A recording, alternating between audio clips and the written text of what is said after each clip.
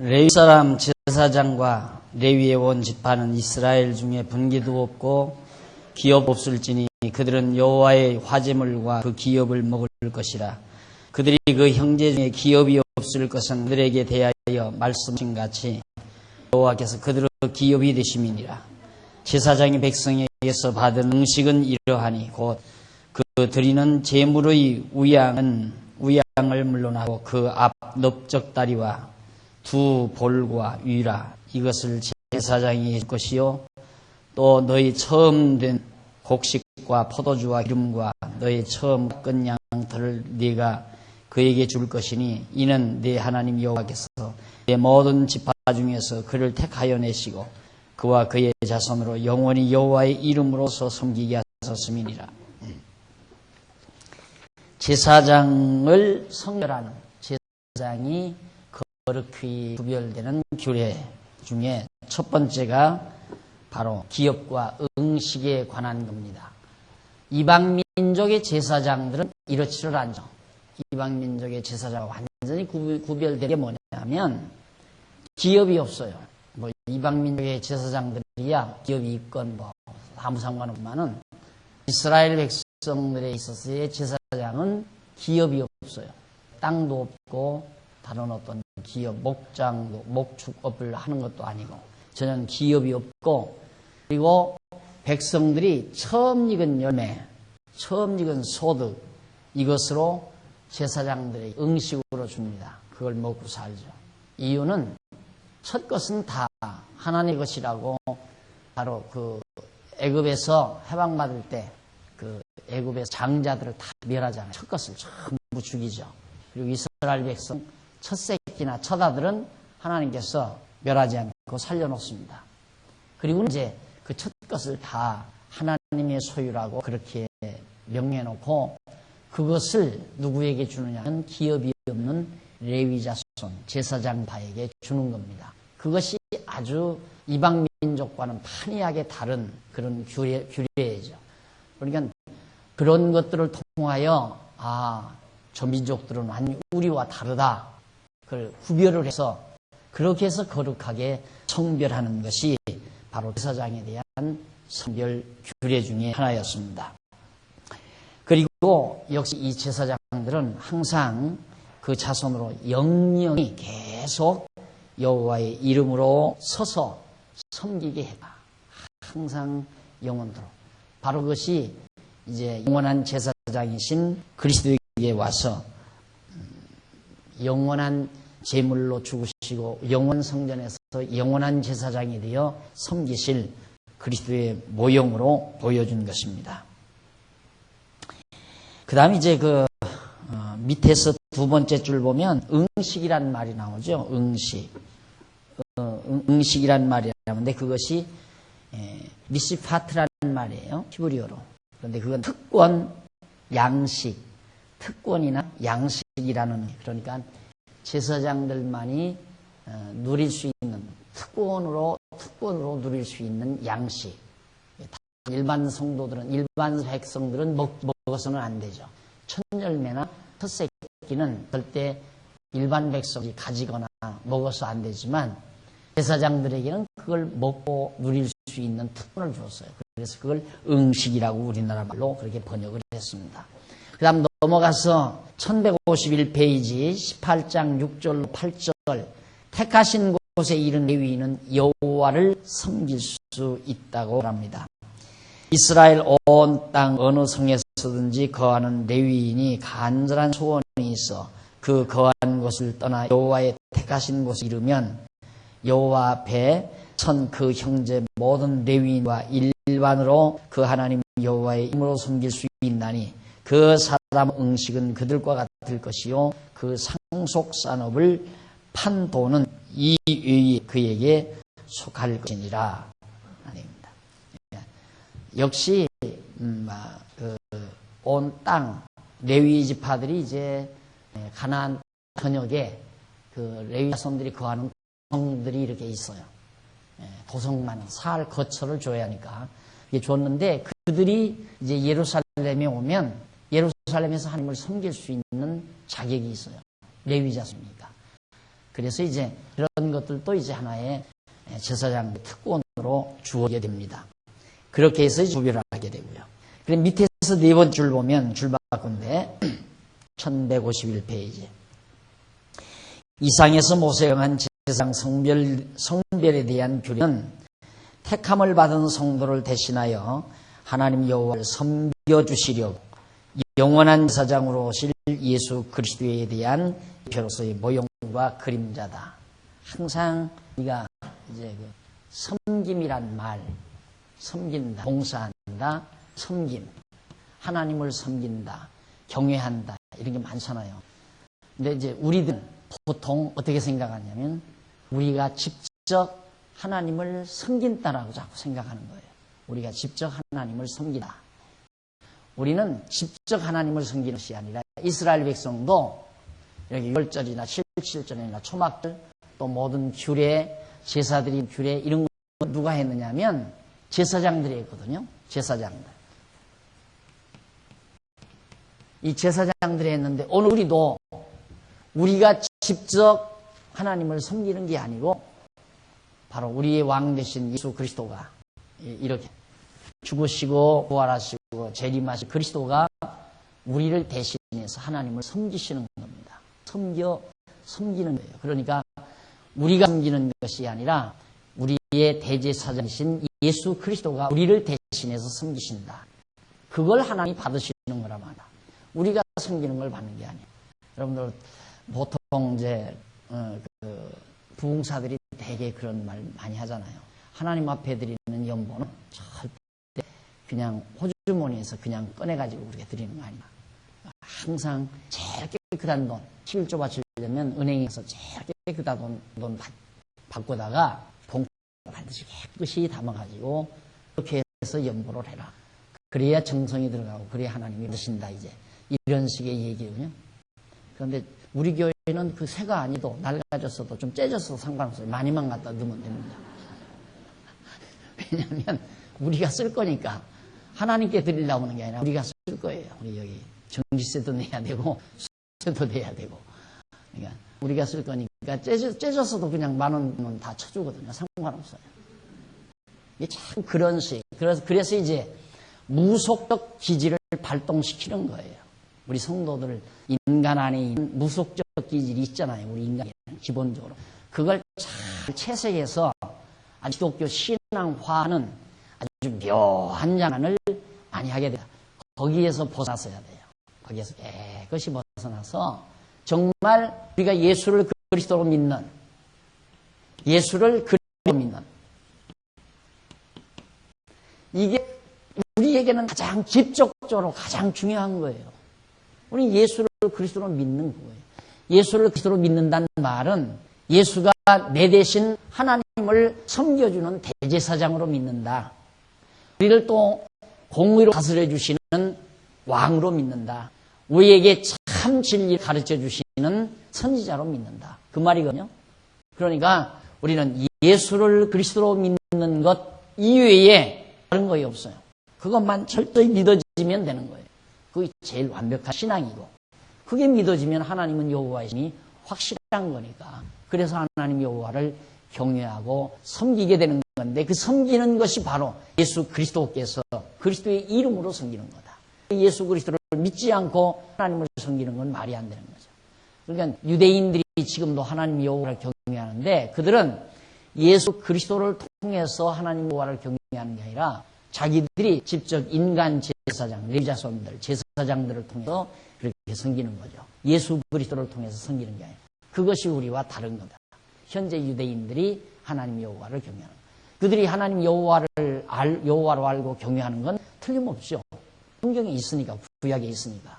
그런데 섬기는 방법이 우리는 예수 그리스도를 통하여 완전한 제사장이시고 왕이시고 완전한 선지자이신 그리스도를 통하여 우리가 하나님을 섬기는 자 되지만은 그들은 자기들이 인간 제사장을 통해서 하나님을 섬긴다는데 우리와의 완전한 차별화가 되어 있다는 것. 그게 차이점이에요. 그러니까 우리가 얼마나 온전한 신앙을 가지고 있는가를 알 수 있느냐. 그걸 갈파한 것이 히브리서입니다.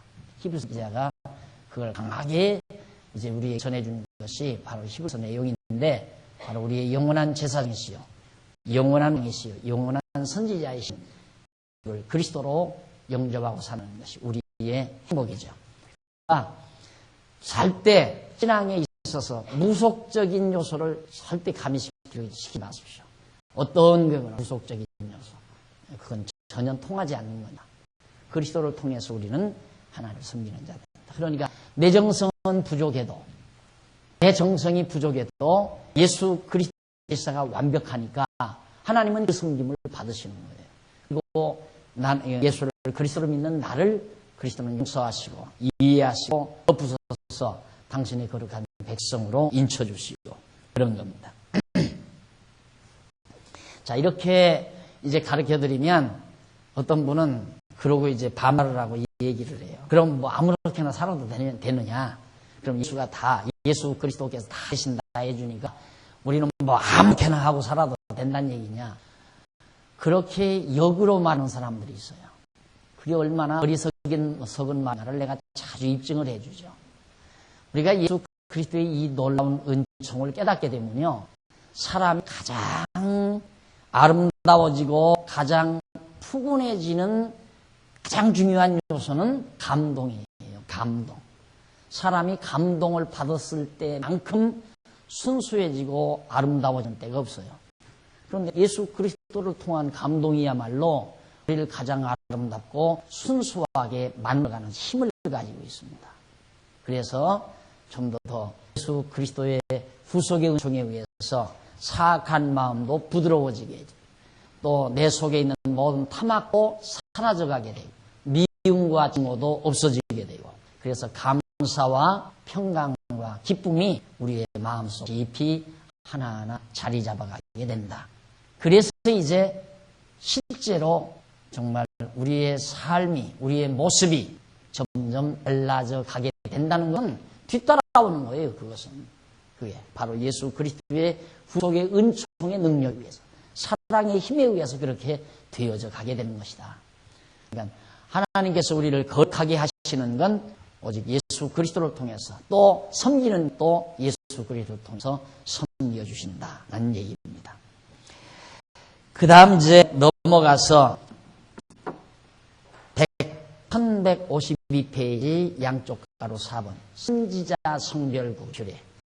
선지자는 어떻게 거룩하게 성별되나, 그 성별되는 규례가 무엇인가. 첫 번째 18장 9절로 14절에 보면 가나안족 중에 거짓 예언가들을 용납지 말라라는 얘기입니다.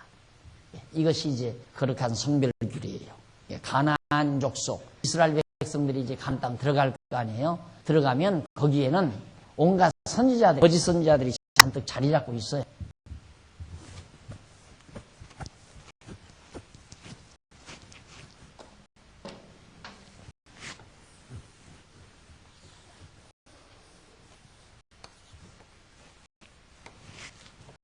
지금 이스라엘 백성이 여기 신명기 이 모압 요단강 동편 이 자리에 지금 머물러 있으면서 모세가 하나하나 마지막 유언 삼아서 재교육을 시키는 내용이 신명기라고 했잖아요. 그런데 이제 여기 들어가면 그 말이에요. 이제 너희들이 여기 들어간다. 가나안 땅, 약속의 땅에 들어간다. 들어가는데 이 땅에는 거짓 선지자들이 많이 있다 이거예요. 이 거짓 선지자들은 거짓을 예언하는 들이 거짓 선지자예요. 어디에나 다 거짓 선지자가 있죠. 그래서 내 하나님 여호와께서 9절 보세요. 내 하나님 여호와께서 네게 주시는 땅에 들어가거든 나오잖아요. 저 가나안 땅 들어가거든 너는 그 민족들의 가증한 행위를 본받지 말 것이며, 민족들의 가증한 행위는 거짓 선지자의 말을 듣고 우상을 섬기는 행위죠. 그걸 본받지 마시며 그 아들이나 딸을 불 가운데로 지나게 하는 자나 복술, 점치고 점을 치고 또 기륭을 말하는 자나 요술을 하는 자나 무당이나 진언자나 신접자나 박수나 초혼자, 혼을 영을 불러내는 혼백을 불러내는 자, 초혼자를 너희 중에 용납하지 말라. 그냥 그건 무속적인 행위. 다 그 용납하면 다 전부 다 진멸해버려라. 말라 무엇 이런 일을 행하는 나는 여호와께서 가증히 여기시나니 이런 가증한 일로 인하여 네 하나님 여호와께서 그들을 네 앞에서 쫓아내시니라. 너는 네 하나님 여호와 앞에 완전하라. 네가 쫓아낼 이 민족들은 기륭을 말하는 자나 독술자의 말을 듣거니와 내게는 네 하나님 여호와께서 이런 일을 용납지 아니하니라. 기륭 잘된다 잘못된다. 어느 날 이사 가면 가정에 우환이 있다. 어느 날 잘못 잡으면 집안 망한다. 또 뭐 궁합을 보고 그 여자 집안 끌어들이면 집안 당한다. 이런 것 때문에 점을 친다거나 사주를 가서 본다거나 뭐 이사 날짜를 잡는다거나 결혼 날짜를 잡는다거나 이게 절대 용납하지 말아라. 그런 자들은 벌써 우상에 매인 거예요. 벌써 하나님 여호와를 온전히 의지한 게 아니라 혹시나 해서 하나님이 망하게 하시면 망하고 흥하게 하시면 흥한다.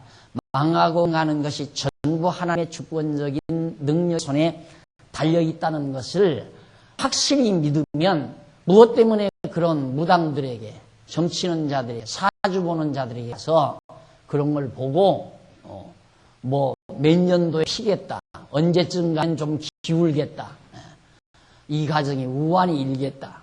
동쪽에서 며느리 들여오면 안 된다. 서쪽에서 데려와라. 이런 등등의 말들이 아직도 만연이 돼 있어요. 요즘에는 뭐 학력고하를 막론하고 그 짓을 많이 한대요. 더더군다나. 그러니까 사람들이 우리가 보면 경제 발전이 되면 훨씬 어떤 그런 불안 요소가 사라질 것 같지만 안 그래요. 더 불안한 요소가 더 많아지는 거예요. 그러니까 그런 것이 더 성행하고 요즘 한참 요즘 더 지금 뭐 어디야 도남동 고개가 아주 응시를 이루고 있다시피 굉장히 시장을 이루다시피 요즘 대선 앞두고 난리를 치죠. 그러니까 그런 것들을 용납해서는 안 된다. 그럼 용납하게 되면 그게 얼마나 참 허황된 거냐면 50대 50이에요. 50대 50. 맞기 아니면 틀린 거란 말입니다. 그러니까 어쩌다 맞았다 하게 되면 그거 이제 완전히 그건 신앙이 되는 거예요. 그건 한번 그렇게 해서 뭐 맞았다 싶으면 거기에 온전히 그냥 확 마음을 다 빼앗겨 버려요. 그러니까 그 집 며느리 들여왔다가는 그 집에서 며느리 들여왔다가는 당신 집안에 우환이 있다. 이런 말 했는데 어쩔 수 없이 아들놈이 어겨가지고 데려왔다. 그런데 며느리가 들어오자마자 얼마 안 있어서 그만 교통사고가 났어요. 그럼 완전히 그 신앙이 되는 거예요. 딱! 그래가지고 그 다음부터 절대 그 사람의 말대로 대대손손 살아가게 되는 거예요. 그래서 그렇게 내려오는 거예요. 그러니까 그런 걸 따지는 집안은 그 전에 조상 쪽에 누군가가 한번 50대 50% 테이지에 맞아 떨어진 거예요. 그러니까 이놈아 절대 안 된다. 이놈아 할아버지 때 그랬다가 구성 망했다. 그러니까 반드시 봐야 된다. 그래가지고 우기니까 아들놈도 또 담고 손자놈도 담고 그 다음 담고 3대 4대 5대 내려오면서 지금까지도 그 버르장들을 못 고치고 살아가는 사람들이 많이 있다. 싹 제거해버려라. 이거 없애버려라. 왜? 하나님 여호와를 응지게 되니까. 그 말. 하나님 여호와를 응지게 되니까. 그래서 하나님께서 지금 모세를 통해서 이때 들어가면 제일 인간이 유혹하는 게 그거예요. 토속신앙. 어느 사람이든지 예를 들어서 그 지역에 가면 그 지역에 가면 모든 사람들이 영향을 받아 살아가는 삶의 문화가 무엇의 영향을 가장 많이 받느냐면 토속신앙의 영향을 제일 많이 받습니다. 그러면 우선 미개한 데서 병이 낫는다. 그러면 달기피가 환청에다 뿌리면 된다. 그러면 거기 그 마을에 그런 무당이 하나 있어요. 할망 무당 같은 할머니 있어가지고 그 할머니한테 가서 장닭에 피를 뽑아다가 갖다 환청에다 박는. 그게 무속이란 말이죠. 그럼 그대로 그것이 그냥 그 지방 문화를 형성해 가요. 똑같이. 그러니까 이 신앙이라는 것이 얼마나 무서운 건가. 사람을 바꿔놓는 거고 문화를 바꿔놓는 거니까. 그럴 거 아니겠어요. 그래서 지금 이스라엘 백성들이 지금 이 땅에 들어가면 이들의 문화에 혼돈이 되면 어떻게 해요? 이들의 문화에 완전히 혼혈이 돼버리면, 혼합이 돼버리면 안 되니까 모세가 그래서 여기서 단단히 여기 들어가 그런 자들은 하나도 용납하지 말고 다 처단해버리라. 전부 다. 그것이 바로 이 지금 9절부터 14절까지 해서 말해 주고 있는 중요한 내용입니다. 그 다음 이제 18장 15절부터 22절 1153페이지 여호와께서 일으키실 선지자의 말을 들으라고 명합니다. 그런 거짓 선지자의 말을 절대 예언가들, 거짓 선지자의 말들 용납하지 말고 오직 선지자의 말만 들으라. 하나님께서 일으키신 15절 네 하나님 여호와께서 너의 중, 네 형제 중에서 나와 같은 선지자 하나를 너를 위하여 일으키시리니 나와 같은 선지자 곧 모세와 같은 선지자라 이 말입니다.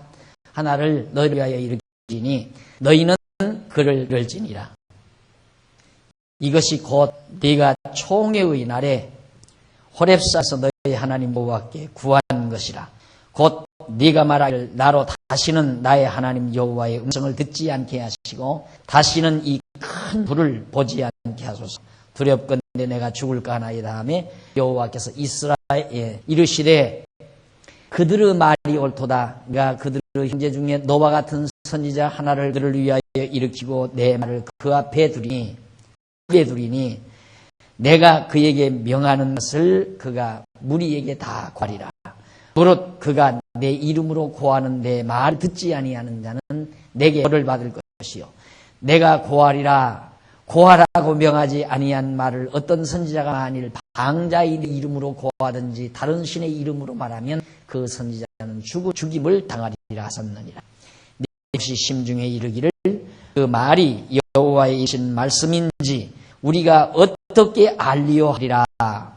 만일 선지자가 있어 여호와의 이름으로 말한 일에 증언도 없고 성취함도 없으면 이는 여호와의 말씀하신 것이 아니요 그 선지자가 방자의 한 말이니 너는 그를 두려워 말지니라.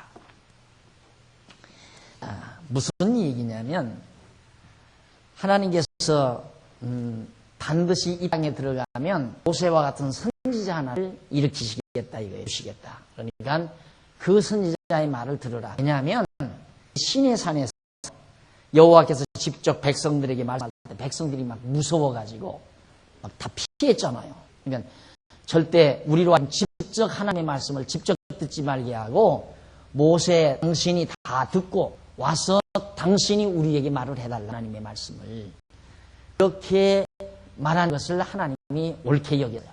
그래서 모세만 불러다가 하나님의 말씀을 다 말해주고 모세가 와서 다 백성들에게 가르쳤단 말입니다. 그러듯이 이 땅에 가서도 모세와 같은 선지자를 하나님께서 세우시게 된다. 그러니까 그 선지자의 말을 잘 듣는데 너희들이 아마 그럴 거다.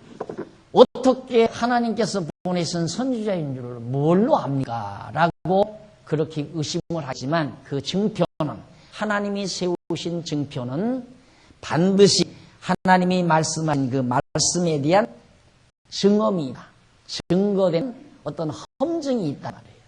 그리고 말씀한 대로 반드시 모든 일이 이루어진단 말이죠. 그러니까 거짓 선지자는 50대 50이니까 맞기도 하고 틀리기도 하고 그래요. 맞기도 하고 틀리기도 하고. 그러나 하나님이 세우신 선지자들의 말은 반드시 이루어진다 이 말이에요. 증언도 있고 이루어지는 것을 보아서 그의 하나님은 선지자인 줄을 알아라 그 말이죠. 그러니까 예수 그리스도가 참 선지자인 까닭은 그의 예언이 그대로 이루어지니까 내가 가서 보혜사 성령을 너에게 보내마 하더니만 정말 승천하신 이후에 보혜사 성령이 임하고 땅끝까지 복음이 증거된다고 예언했는데 그 예언대로 땅끝까지 복음이 증거되고 또 장차 오신다고 예언을 했는데 아직은 오시지 않았죠. 그러니까 장차 오신다. 남아있는 예언은 장차 오실 것에 대한 예언입니다. 이 예언은 장차 이루어질 예언이니까. 그래서 선지자의 말은 반드시 이루어진다. 증언도 있고 이걸 통하여 하나님이 세우신 선지자임을 우리들이 알 수 있다라는 얘기입니다. 넘어가서 15절에 보면 1154페이지 두 번째 줄 15절에 보면 그 밑에 세 번째 줄 중간에 보면 나비란 말이 나와요. 이 선지자란 말이에요. 선지자 하나라는 말은 히브리 원문으로 나비라는 말이 나비라는 뜻인데 그것은 예언자 또는 선지자라는 의미로서 한 선지자라고 단수로 번역해야 하는 그런 단어입니다. 한 선지자를 주신다. 여러 명의 선지자가 아니라 한 선지자. 이런 그 단어 뒤에 나오는 그를이라는 대명사가 단수인 사실로 보아서 분명하다 하는 얘기입니다. 그러면 이 한 선지자가 누군가 다른 선지자가 누구를 말하는가? 그 밑에 보면 그러니까 제일 위에서부터 아홉째 중간에 보면 그 선지자 누구를 가리킨다. 이는 모세의 뒤를 이을 여호수아를 가리킨다 그 말이에요. 한 선지자. 모세 다음에 여호수아가 바로 이스라엘 백성들을 이끌고 일로로 들어오죠. 그런데 이 여호수아는 물론 장차 오실 한 선지자이신 예수를 모형적으로 보여주는 인물이에요. 여호수아라는 이름이나 예수라는 이름이나 같은 말이에요. 여호수아라고 하는 히브리 말을 헬라 말로 예수스라고 이렇게 번역을 한 거예요. 그러니까 여호수아, 예수 같은 말이죠. 자기 백성을 구원할 자 여호수아도 예수도 역시 자기 백성을 위해서 구원할 자는 그런 뜻입니다. 그러니까 한 선지자 바로 여호수아를 하나님이 세우신다. 그러니까 여호수아의 말을 잘 들으라 그런 얘기죠. 그러니까 참 지도자고 참 선지자인 여호수아의 말만 들어야지 그 땅에 있는 모든 무당의 박수들이나 점쟁이들의 말 절대 믿지도 말고 듣지도 말아라. 들으면 병이에요. 제가 또 실감나게 여러분에게 말씀을 드릴게요. 제가요 과거 계몽 다닐 때 저그 지한 골짜기에 안양마을이라고 있었어요. 안양마을이라는 한 100여 되는 마을에 산중으로 계몽을 가서 한 몇 달을 머물러 있었습니다. 근데 어느 집에 이제 사랑채 그 소죽을 끓이는 사랑채에 제가 이제 얻어가지고 거기 머물면서 젊은 아이들 데려다가 이제 교육을 시면서 이제 계몽을 할 때가 있었는데 그때 이제 나와서 이제 그 안주인들은 다 일터로 나가고 나 혼자서 썰 좀 보다가 마당이 좀 어지러졌길래 대빗자루로 이제 마당 슬슬 쓸면서 있었어요. 그랬더니 중이 시주를 하러 왔어요. 그래서 이 주인이 없고 나는 나냅니다 그랬더니 그냥 가라고요. 가더니만 한 3번인가 이제 또 왔어요. 다시. 그러더니만 나를 우아래로 딱 훑어봐요. 훑어보더니만 여기 거해야 될 사람이 아닙니다. 그래요 날더러. 그래서 내가 그걸 어떻게 하십니까? 그러니까 고개를 끄덕끄덕하지만 소리 말고 자기가 하라는 대로 하라는 거예요. 그 벼 한 필을 떠다가 북면 이 띠 있죠. 북띠. 그러니까 그 절간에서 이제 뭐 이렇게 할 때 그 매는 띠가 있는데 그걸 하도록 그걸 한 필을 떠다가 시주를 하면 그걸 중이 이렇게 덩덩덩덩 때마다 당신의 일은 계속 일어난다. 그러니까 그걸 하는 거예요. 그런데 그게 지금도 기어나서 또 얘기하잖아요. 들으면 들으면. 그런 일이 안 될 때, 그때 그거 사다가 해볼 걸. 솔직히 그런 생각은 안 했지만, 그런 생각 들는지도 어떻게 알아요? 영 안 되면, 뭐가 안 되면. 이게 들으면 병이다, 이래. 그래서 이 무당들, 점쟁이들의 말은 들어두면 문제라, 이 말이야. 그러니까, 제가 이제 그 학창 시절에 한참 교육전사로 있을 때, 남산 밑에 아담한거에 교육전사로 있었거든요. 한창교회라고 있었는데, 남산 바로 밑이니까 공원을 자주 제가 다녔죠. 책 보다가 답답하면 또 이제 공원에 나가게 되고. 그러다면 그 남산 밑에 이렇게 길가에 할아버지들이 이렇게 책 펴놓고 쥐쥐쥐 하고 앉아있는 할아버지들이 많이 있어요. 근데 거기 가서 기웃거리는 사람이 누구냐면 미끈미끈한 사람들이에요. 다 미끈미끈한 사람. 내가 가만히 이렇게 보니까 심각한 부대부대한 사장인가 봐요. 와서 뭐 이렇게 해요. 그러니까 그 할아버지가 이렇게 가리키면 당신은 이게 문제다, 이게. 보니까 거기 검은 점이 하나 있는 거야. 그것이 당신 운을 다 건다, 이게. 그러니까 그냥 꼼짝 못 하더라고요, 그 사장이. 말을 듣고. 그러니까 그런 말은 사람을 완전히 정신적으로 병들게 만들어요. 정신적으로. 그러니까 정말 나를 인도하시고 나를 사랑하시고 나를 주관하시는 절대자 하나님을 믿는 확실한 신앙 자체가 얼마나 정신적으로 강건하게 하는가를 알고 있잖아요. 절대 무당들의 말은 들으면 병이다. 안 들으면 모르지만 들어놓으면 항상 그게 기억이 나서 혹시나 그래서 그러나 싶어가지고. 그러니까 며느리 딸 여우면서 가서 사주 본다고 딱 보았는데, 아이고, 초년에는 괜찮은데 중년이 어렵겠수다. 한마디 해놨다 이거야. 그럼 그 액땜을 해야 한다 이거야, 액땜을. 그래서 점도 치고 다 이제 뭐 나가서 어떻게 하면 그러면 해결을 낼 수 있느냐면 뭐 돈 좀 갖고 큰 굿을 하면 된다. 그래가지고 해놨는데 어떻게 결혼해가지고 시집가가지고 좀 살았는데 점점 살면서 3, 4년 지나더니만 아이는 어떻게 좀 시름시름하니 자꾸 몸이 약해지고 그러니까 야 이거 거기서부터 이제 마치 어머니 병들지 시어머니 병들지 신적으로 병들어 버리니까 같이 맞잡아 병들어가는 거예요. 그러니까 벌써 그 최면에 걸린 거예요. 그 말에 대한 최면에. 예를 들어 오늘 당신 다음 내년에는 당신 사업 기록이야. 이 말 딱 한마디 해놓으면 벌써 2달 남겨놓고 지금부터 지금 머리가 막 복잡한 거야. 이거 망하거나 당황하고. 그러니까 망에 들어가는 거죠. 또 정신 상태가 그래 버리니까. 절대 부정적인 말 이로울 것도 없고 또 긍정적인 말도 그런 엉터리 같은 긍정적인 말은 이로울 게 없어요. 우리처럼 하나님의 뜻 가운데서 돼도 좋고 안 돼도 좋고. 왜? 안 돼도 하는 일이 아니라 하나님께서는 더 잘되게 하시려고 하는 한 과정이다. 이렇게 믿어버리니까 그런 지역적인 일에 사로잡혀서 방황하는 그런 못난이 역할은 안 한다 이거예요. 그래서 전능하신 여호와 하나님을 믿고 살아가는 우리의 신앙이 정신건강에도 얼마나 대단한 것인가를 알 수가 있죠.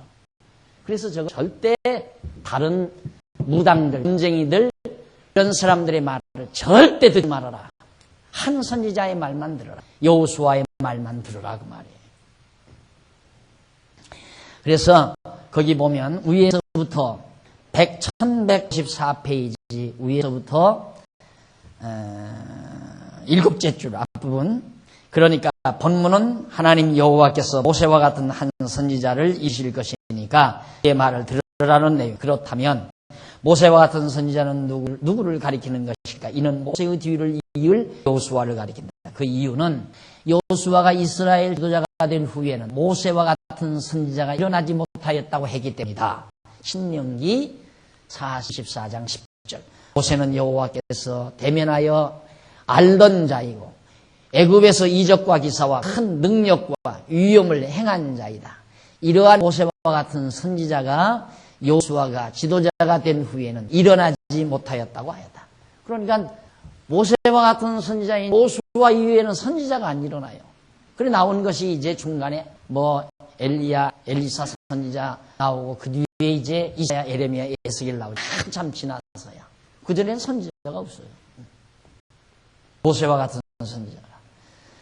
그래서 바로 모세와 같은 선지자 여호수아임이 틀림없다. 이 여호수아는 여호와 말씀을 백성에게 전하는 자로서 말씀이 육신이 되어 참 선지자로 오신 예수 그리스도에 대한 예표로서의 모형과 그림적 인물이라는 뜻입니다. 자, 그 다음 이제 증언도 없고 또 증거도 없는 성취함도 없는 이것이 바로 거짓 선지자의 모습이라는 게 이제 19절로 22절까지 말해준 내용이고요. 1155페이지 중간쯤 보면 줄바꾼 데가 나옵니다. 이상에서 모세가 명한 선지자 성별교례는 선지자 성별교례는 택함을 받은 성도에게 하나님의 말씀을 전하기 위해 특별히 기름부음을 받고 참 선지자로 오신 예수 그리스도에 대한 대표로서의 모형과 그림자이다. 사도 베드로는 모세 말로 예수를 가리켜 말하기를 주 하나님이 너희를 위하여 너희 형제 가운데서 나 같은 선지자 하나를 세울 것이니 너희가 무엇이든지 그 모든 말씀을 들을 것이라. 누구든지 그 선지자의 말을 듣지 아니한 자는 백성 중에서 멸망받으리라. 그렇게 이제 베드로가 설교하면서 얘기를 했죠. 그런데 택함 받은 성도는 모세와 같은 참 선지자이신 예수가 구약의 언약대로 오신 그리스도이심을 믿는 믿음에 의하여 전능자 하나님이 언약대로 이루시는 여호와이심을 깨달아 알고 경외하며 섬기게 된다. 그러니까 구약 시대에는 이런 인간 선지자의 여호수아를 통하여 하나님이 여호와이심을 깨달아 알고 경외하며 섬깁니다. 그러나 여호수아가 아니고 거짓 선지자, 점쟁이나 또한 복술가들이나 이런 자들의 말을, 거짓 선지자들의 말을 듣는 자들은 하나님 여호와를 잊어버리게 되죠. 그러나 여호수아의 말을 듣는 자들은 하나님이 여호와임을 깨닫고 경외하며 섬기게 돼요. 그럼 오늘 우리는 역시 마찬가지. 우리의 참 선지자이신 예수 그리스도를 통하여 우리는 하나님이 여호와임을 알고 경외하며 섬기게 된다. 그러니까 여기에서 말하는 이런 내용들이 모두가 다 예수를 그리스도로 믿는 이 신앙으로 전부 우리는 아주 간소화됐어요. 구약시대의 복잡했던 모든 규례들이 우리에게 있어서 예수를 그리스도로 믿는 이 한 가지 신앙으로 전부 간소화되어 버린 것이다. 그래서 구약을 모두 예수 그리스도를 통하여 이루신 것을 우리가 믿게 되고 깨닫게 되고, 그래서 우리는 예수를 그리스도로 믿고 신앙하는 겁니다. 자, 이렇게 해서 큰 문제가 정리가 됐습니다. 이제는.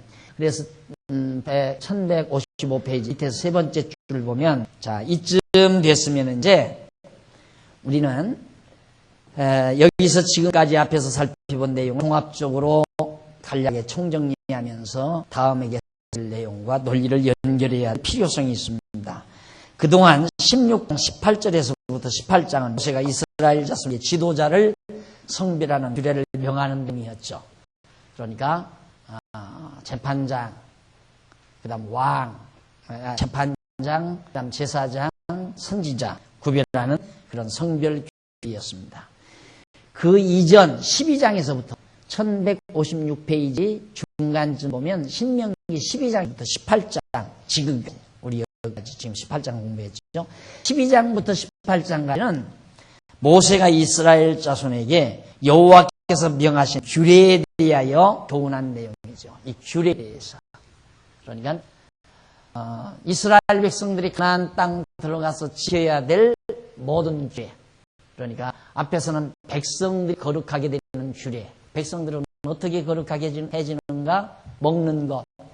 했죠. 먹는 것. 먹는 것을 통해서, 또 입는 것을 통해서. 그러니까 생활 문화를 통해서 하나님은 거룩하게 구별을 한다. 그런 얘기예요. 그러면 이제 아까도 잠깐 말씀드렸지만 거듭, 이 거룩하게 되는 게 매우 중요합니다.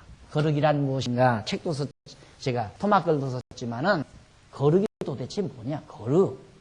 자꾸만 이 거룩하다고 하는 이 말에 저가 하나의 도덕의식, 윤리의식에 연관지어서 이해를 해요. 그래서 자꾸만 그 종교 지도자들이, 교회 지도자들이 거룩해야 된다는 것과 함께 모습을 아주 그 특이하게 가지고 이런 거 있잖아요. 네, 이런 걸음을 천천히 걷고, 박 목사는 갈기기 전에 갈기기 하다는 듯이 그것도 다 해주더라. 그렇게 할 수 있어. 저도 천천히 폼 내면서 딱 이래야 거룩하게 보이죠. 그런 걸 연상을 한 거예요. 그러니까 또 뭐 옷도 그렇게 있잖아요. 가운도. 이게 거룩하게 보이려는 형식을 가지고 있는 거죠. 그게 얼마나 무속적인가를 알 수 있잖아요. 이게 성경이 말하는 거룩이란 그런 윤리적이고 도덕적인 의미를 담은 게 아니다라는 것. 그런데 정말 내 속에 아주 그냥 모십에 있도록 정리를 해둬야 돼. 그래야 절대 빗나가지 않으니까. 우리의 거룩함이란 예수 그리스도를 떠나서는 상상할 수 없는 거예요. 도저히 상상할 수 없는 것이 우리들의 거룩함이에요. 그러니까 우리가 이스라엘 백성들은 색임질하고 쪽발 갈라진 짐승을 먹으면 거룩히 구별이 되죠. 빈 고기와 지느러미 있는 고기를 먹으면 물고기를 먹으면 거룩하게 구별이 돼요. 그러나 오늘 우리들은 우리의 영원한 생명의 양식이신 예수 그리스도를 통하여 우리는 거룩하게 된다는 얘기입니다. 제사장도 그리스도를 통하여, 왕도 그리스도를 통하여, 선지자도 그리스도를 통하여 다 예수 그리스도를 통하여 거룩하게 된다는 하나의 예표로서의 모형과 그림자란 말입니다. 그러니까 구약에서 말하는 거룩이라고 하는 것은 거룩하다라고 하는 것은 성, 이것은 예수 그리스도를 떠나서는 우리에서는 상상할 수 없는 것들이다. 우리는 실제로 예수 그리스도를 통하여 거룩해진 자예요. 거룩한 백성이에요. 우리는 실제로 하나님 우리를 거룩하다고 했다 이 말이죠. 예수 그리스도를 통하여 거룩한 백성이 되게 해라. 다만 우리는 이 육체의 장막을 벗어버리기만 하면 돼요. 언젠가는 이 육체의 장막 벗어버릴 거 아니에요.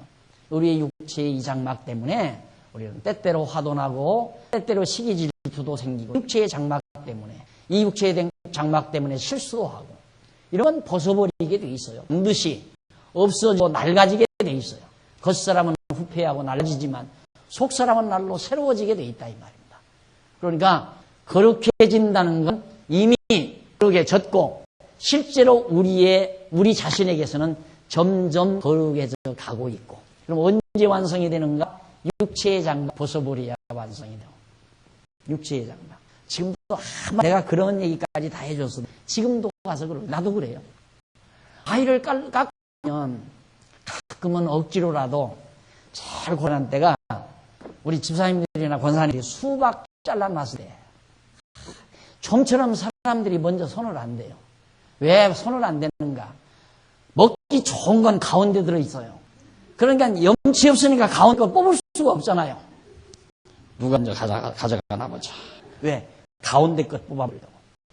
그럼 먼저 드는 사람은 항상 가양 거, 빈대기진 거 이렇게 들어갈 때 진짜 맛도 오고 먹을 것도 별로 없는 거.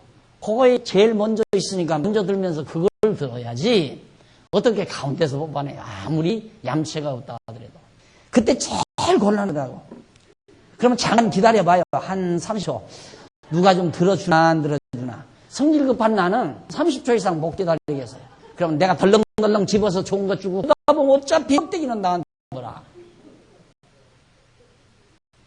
자르다 놨어. 먹을 때 먼저 들어주면 어디 덧나요? 인간이 그렇다고 말이에요. 천하 없어도 그래요. 인간은. 이게 먼저 생각하게 되고 욕심이 있기 마련이고 그런 것들이 언제 사라지는가? 죽어야. 그래서 죽음이라는 게 좋은 겁니다. 그래서 참 별것도 아닌 그런 걸 겪으면서 참 치사하다. 그런 걸 느껴요. 야, 정말 치사하다. 모르는 순간에 그래, 모르는 순간에. 근데 집에서는, 교회 와서는 이제 그렇게라도 하지요. 좀 기다려보자. 그런데 집에서는 딱 깎아다 놓으면 산발해가지고 어디부터 가운데부터 팍 껍질은 누구 먹으라고? 아내들은 먹으라고. 먹고 나서 참 치사하다. 먹으면서 이제 그때 뒤늦게 생각이 나면 좀 치사하구나. 오늘 아침에는 이 조각기난 것부터 먹었어. 솔직히 않고 왜 의식을 하니까 조각기난 것부터 먹어야지. 그래도 언제 또 살아날지 모르지. 무의식 중에 또 가운데부터 들어가는 거죠. 누워서도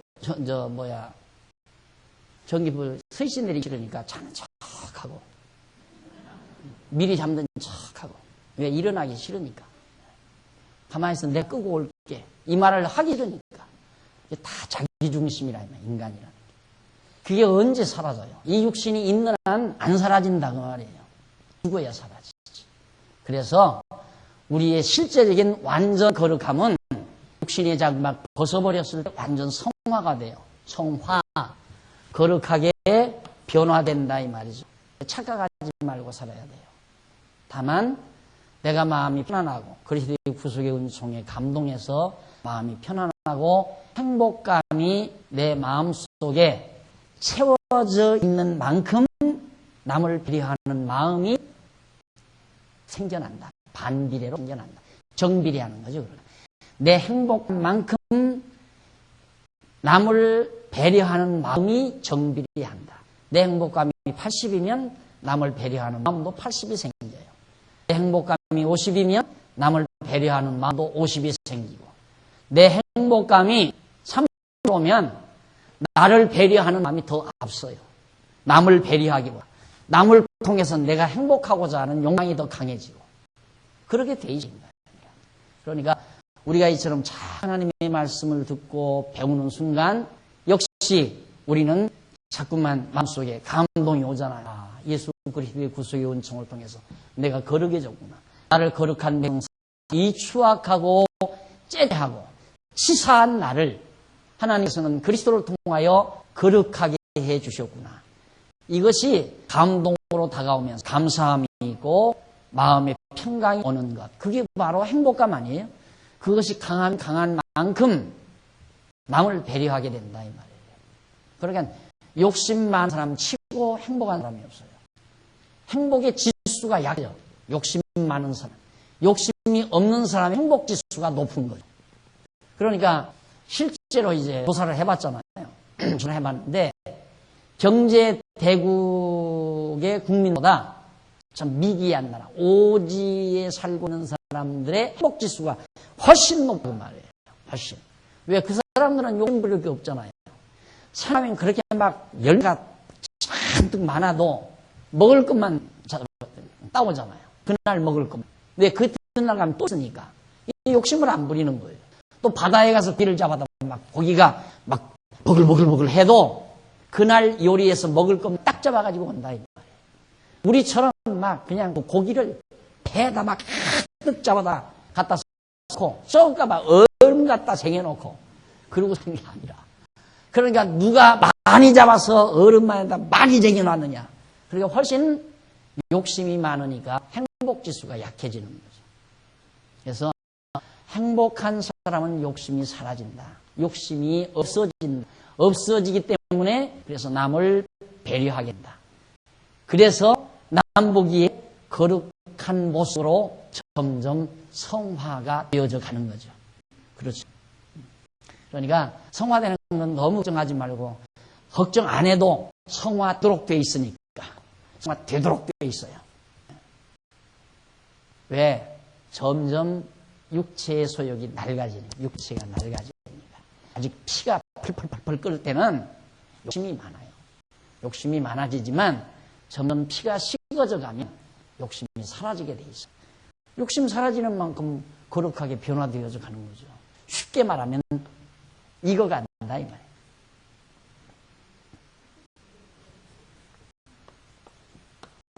격자죠? 익어간다. 듣기 싫게 말하면 늙어간다. 익어간다. 늙어간다. 익어가게 돼 있어요.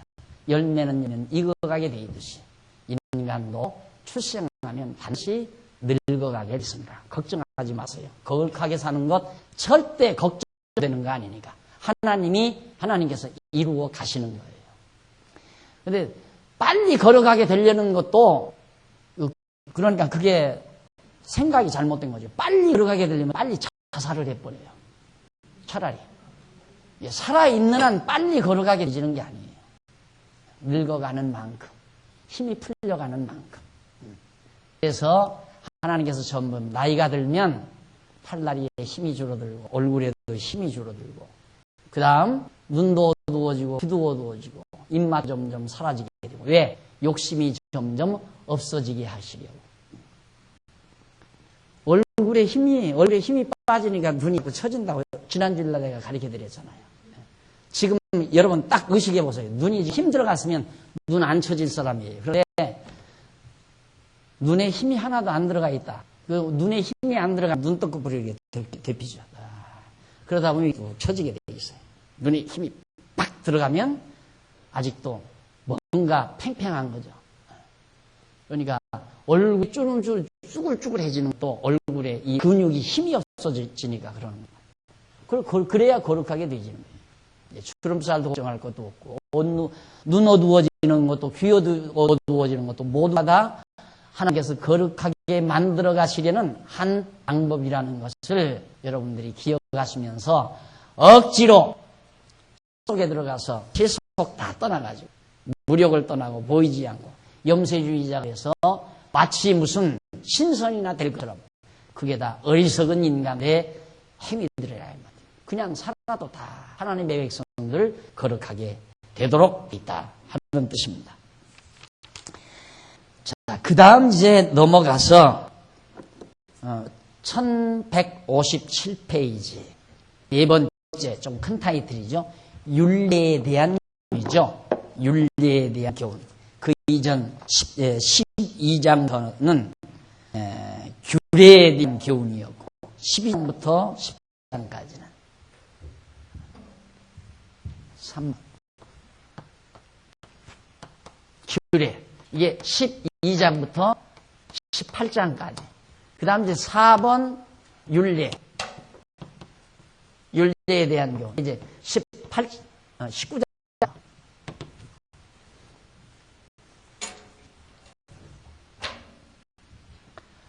26장까지가 윤례에 대한 교훈입니다. 윤례 중에 첫 번째가 19장부터 21장까지는 생명에 대한 윤례입니다. 생명에 대한 윤례. 신명기 19장에서 21장은 하나님께서 이스라엘 자손에게 생명에 대한 윤례를 교훈하는 섭리 내용인데 그 가운데 19장은 억울한 죽음을 금하는 윤례이고 20장은 전시의 생명을 보호하는 규례의 내용이고 21장은 범죄자의 생명을 대속하는 규례입니다. 생명의 존엄, 생명의 존엄하죠. 그래서 보통 생명의 존엄성이 기독교이라고 다 그렇게 얘기하죠. 서구 문화가 기독교 사상인데 그런데 이제 생명의 존엄 이것이 문제가 있는 것은 생명을 최고의 가치로 놓았다는 데 문제가 있는 겁니다. 생명을 최고의 가치로 놓는 거. 그게 인본주의적인 거죠. 그러니까 서구 문화가 기독교 문화인 이 기독교 문화가 완전히 점점 인본주의와 되져버린 거예요. 성경이 이 생명을 굉장히 존중히 여기라는 내용이 지금 19장에서부터 21장까지인데 있죠. 그런데 어디에서 왜 하나님이 생명 주인이시니까 이게 있어요. 그러니까 요즘에는 생명의 존엄성 왜 생명을 존귀하게 생각해? 생명이 최고니까 이걸 알면 생명이 최고니까 우리는 생명의 주인이 하나님이시니까 그래서 생명을 소중히 여기라는 얘기고 요즘 이제 목사님들 어느 목사님은 바로 사형제도 폐지 운동을 하잖아요. 종신형을 내릴 망정 죽이지는 말자. 어떻게 사람이 사람을 죽이느냐 이거죠. 사실 선진국들은 사형제도 다 폐지했잖아요. 그런데 우리나라 아직도 사형제도가 있어가지고 아주 정말 흉악범들은 사형시키잖아요. 그러니까 그 사형제도를 폐지하자. 바로 이 정신에서 그런 거거든요. 생명을 존중해. 그런데 성경에 보면 죽이라고 그랬잖아요. 돌로 때려 죽이라. 그러니까 지금 인본주의자들이 말하는 생명의 존엄을 그냥 그렇게 단순 논리로 주장하는 것은 인본주의적이다. 신본주의적인 생명의 존엄성이 아니다. 오늘 우리는 생명을 왜 소중히 여겨야 되느냐? 생명의 소유가 하나님이시니까 바로 여기에 차이점이 있는 겁니다. 그래서 생명에 대한 윤례 내용이 19장부터 21장까지인데 넘어가서 1058페이지 양쪽 가로 1번 억울한 죽음을 금하는 그런 윤례입니다. 억울한 죽음을 금해라. 억울한 죽음은 밑에 보세요. 어떤 자가 억울한 죽음인가? 19장 1절로 10절 제일 하단 밑에서 두 번째 줄 10절 1절로 10절 부지중의 범죄자를 도피성으로 피하게 하라고 명하는 내용. 성제도예요. 1절 네 하나님 여호와께서 이 열국을 멸절하시고 가나안 땅의 모든 열국을 멸절하시고 네 하나님 여호와께서 땅을 내게 주심으로 네가 필경 그것을 얻고 그들의 각 성읍과 가옥에 거할 때에 그 말이에요. 이게 번역이 아주 잘 된 거예요. 그렇게 거할 때에 이렇게 이게 번역이 레만이란 말로 그렇게 번역이 돼야 되거든요. 2절, 내 하나님 여호와께서 내게 기업으로 주신 땅 가운데서 내 성읍을 너를 위하여 구별하고 내 하나님 여호와께서 내게 유업으로 주시는 땅의 전체를 3구로 세 구분으로 구분하여 그 도로를 닦고 무릇 산자를 그 성읍으로 돋히게 하라. 이 말도 잘못 번역했으면 어떻게 번역이 되는가? 내 하나님 여호와께서 내게 주시는 기업의 땅 주신 땅 가운데서 새 성읍으로 정하는 도로를 잘 닦고 도를 만들어서 돋히게 하면, 그리하면 이 땅을 내게 살게 하겠다. 이렇게 번역이 됐을 거예요. 그러나 그건 쉽게 번역자들이 그건 아니겠다. 지금 이 땅에 아직 안 들어갔는데, 이 땅에 안 들어갔는데 어떻게 여기다 새 성읍을 정해서 도로다 닦고 도피성을 만들 수 있나? 그렇게 하면 이 땅 들어서 차지한다니까 말이 안 되잖아. 그러니까 이건 정상적으로 번역을 한 거예요. 너희가 이 땅에 들어서 이 땅을 다 점령하게 된다. 하나님께서 주신다고 했으니까 점령했을 때 어떻게 해야 되는가? 도피성, 성읍을 몇 개를 이렇게 정해가지고 근로로 도망칠 수 있는, 갈 수 있는 길을 잘 닦아놓아라. 잘 편안하게 닦아놓고 근로로 억울하게 정말 부지 중에 범죄한 자들이 그로 도망가서 피신하게 하라. 입니다. 자, 그러면 1159페이지 4절 보십시다. 살인자가 위에서부터 5째 줄 4절, 살인자가 그리로 도망하여 살만한 경위는 이러하니 곧 누구든지 본래 현이 없이 부지 중에 그 이웃을 죽인 일, 가령 사람이 그 이웃과 함께 벌목하러 살려 들어가서 손에 도끼를 들고 벌목하려고 찔 때에 도끼 자루가 빠져서 도끼 자루에서 빠져 그 이웃을 맞추어 그로 죽게 함 같은 것이라. 이런 사람은 성읍 중 하나로 도피하여 생명을 보존할 것이니라. 6절, 그 사람에게 본래 혐의 없으니 죽이기에 합당치 아니한 두렵건대 보수자의 마음이 두려워서 살인자를 따르는데 그 가는 길이 멀면 그를 따라 미쳐서 죽일까 하노라. 그러므로 내가 네게 명하기를 새 성읍을 너를 위하여 구별하라 하노니 네 하나님 여호와께서 네 열조에게 맹세하신 대로 네 지경을 넓혀 네 열조에게 주리라. 그 말씀하신 땅을 다 내주실 때 또 내가 나의 오늘날 네게 명하는 모든 명령을 지켜 행하여 네 하나님 여호와를 사랑하고 항상 그 길로 행할 때에는 이 셋 위에 새 성읍을 더하여 네 하나님 여호와께서 내게 기업으로 주신 땅에서 무죄한 피를 흘리 없게 하라. 이같이 한 그 피가 네게 돌아가지 아니하리라. 자, 여기 지금 가나안 땅인데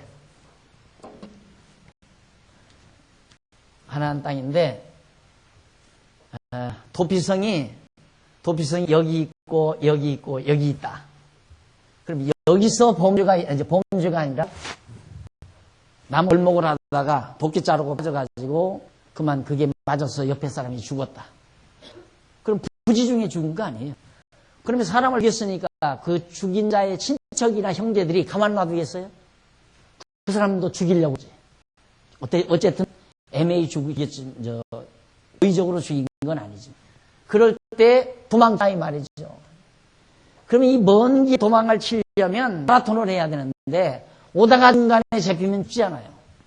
그러니까 한쪽으로 이렇게 몰지 말고 여기다 하나, 이쯤 하나 이렇게 골고 해서 도망치기 쉽게. 여기서 한 사람은 1위, 여기서 범죄하면 2위 도망쳐서 이렇게 도피성 성 딱 쌓고 한 문이 이렇게 열려 있어요. 성문이. 그럼 도로가 이렇게 있어가지고 막 도망을 갑니다. 도망가서 이게 딱 들어가면 문이 딱 닫혀요. 그럼 쫓아오던 사람이 어떻게 할 수가 없죠. 그래서 여기서 이제 이 성 안에서 이 사람은 도피성 안에서 살게 돼요. 쓰면서 사실을 알아보는 거죠.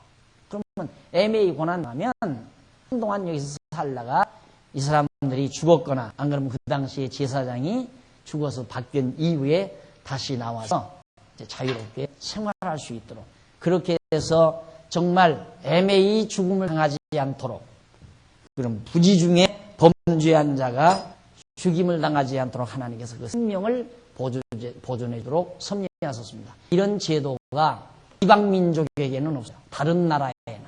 이게 구별된 거예요. 이것도. 율례로도, 이런 율례로도 다른 민족과 이스라엘 민족의 차이점이 거기 있다 이 말입니다. 아, 다르다 이 사람들은. 역시 다르다.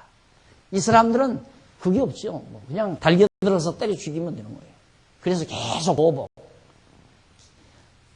A라는 사람이 B라는 사람 죽이면 그 다음 이제 B라는 사람의 가문이 A라는 사람의 가문의 원수가 되는 거죠. 또 죽이면 또 원수가 되고 계속해서 보복행위. 그래서 이 동양 사회에 특히 부모가 볼 때 너는 내 원수 갚아주라. 이게 유언 아주 제1호안이에요. 내 원수 갚아주라. 그래서 이제 무술을 연구하고 막 무술을 이제 원수. 그런 영화도 많고 그런 소설도 많잖아요. 근데 하나님의 택한 백성에게는 그게 없어요. 다 차단시. 왜? 이것이 하나님의 백성들의 생명을 보호하는 하나님의 사랑의 법칙이고, 나아가서는 이게 바로 우리의 정말 피난처가 되시는, 도피성이 되시는 예수 그리스도에 대한 모형이에요. 우리가 범죄하잖아요. 우리가 범죄하면 율법이라는 건 나를 쫓아와요. 왜? 잡아 죽이려고.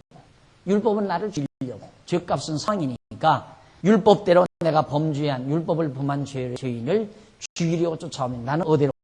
그리스도 안으로 도망가는 거예요. 예수 안으로. 그러면 율법이 그리스도 안에 있는 자를 터치를 못해요. 그래서 삶을 얻게 되죠. 그래서 예수 그리스도는 우리의 영원한 도피 되는 겁니다.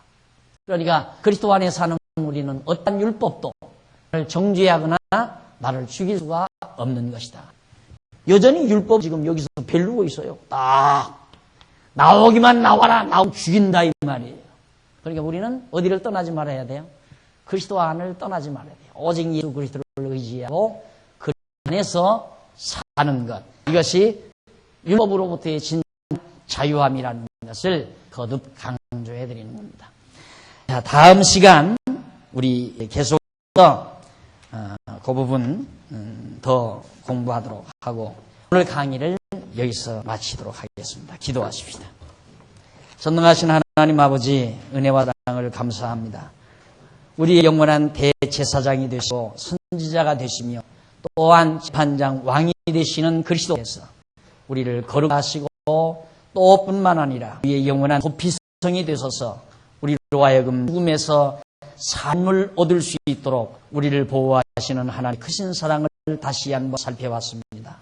하나님 아버지, 우리에게 예수를 그리스도로 보내주신 하나님의 크신 사랑을 다시 한번 깊이 깨닫게 하시고 또 그리스도 안에서 영원한 생명을 누리며 살 수 있도록 은총 베푸신 하나님의 사랑도 잊지 않게 해주시옵소서.